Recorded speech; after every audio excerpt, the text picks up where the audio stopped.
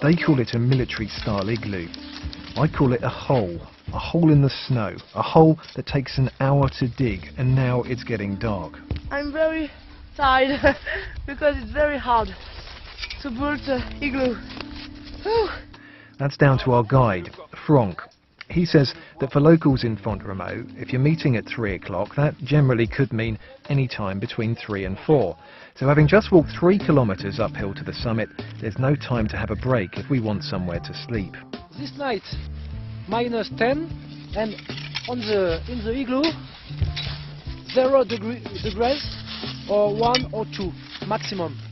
It's better in the igloo or in the cabin.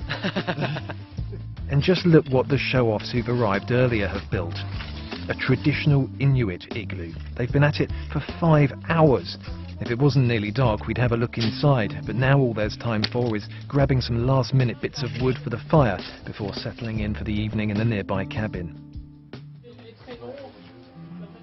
Now don't be fooled by the fire, it is freezing in the cabin, and dinner, if you can call it that, doesn't exactly hit the spot. Boiled potatoes, melted cheese cooked fondue style over gas burners, and cold meats. Now it's the moment to speak English. Yes? No. Yeah.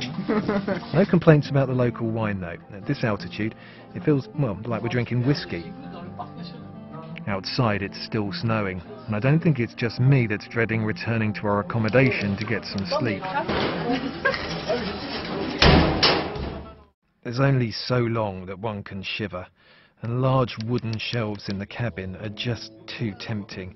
Yep, those of us in the military igloos bailed out at about 4 o'clock in the morning.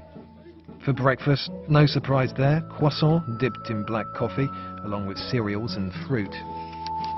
So why put yourself through the trauma of spending the night in an igloo?